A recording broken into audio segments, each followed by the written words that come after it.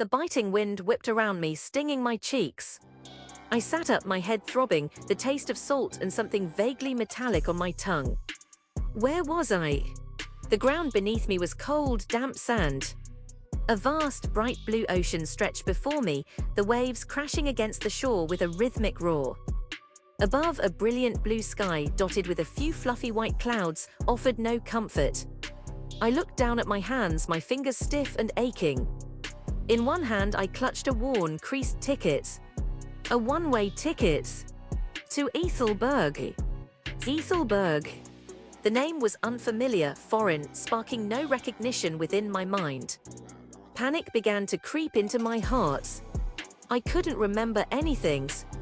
My name, my past, my purpose, all were shrouded in a thick, impenetrable fog. The wind howled louder, carrying with it the scent of brine and seaweed. A lone seabird cried overhead, its mournful sound echoing my own internal disquiet. What had happened? Where had I come from? I stood up shakily, my legs weak and unsteady. The sand was cold and coarse beneath my feet. I needed answers, needed to understand.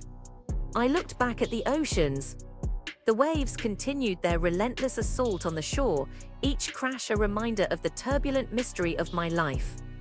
I felt utterly lost, alone on this windswept beach with nothing but a ticket to an unknown place. What did Ethelberg even look like? What should I expect?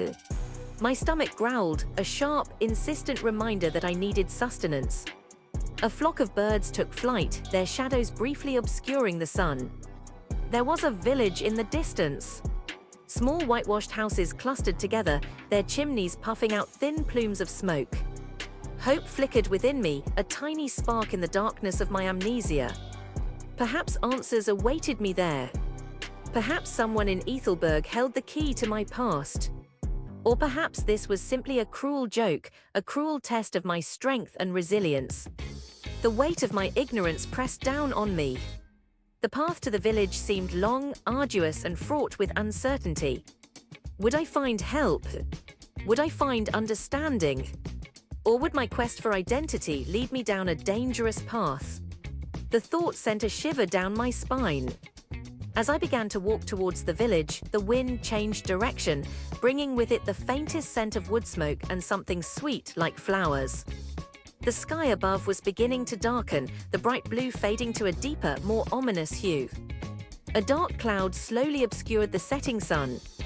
The wind intensified, carrying with it a cold, damp chill that seeped into my bones. The once peaceful ocean now seemed to churn with an almost angry energy. Was it the weather, or was it my state of mind reflecting itself in nature's capriciousness? My journey began under a bright blue sky, but was drawing rapidly towards dusk. I pushed onward, the village beckoned, promising an end to my present torment and perhaps a glimpse into my hidden past. The salty tang in the air was somehow comforting, familiar, as if this shoreline held a forgotten memory within its grains of sand. I walked for what felt like hours, the village still seemingly distant. My head throbbed and my legs ached. Would I ever find answers? Would I ever remember who I am? The uncertainty was almost unbearable.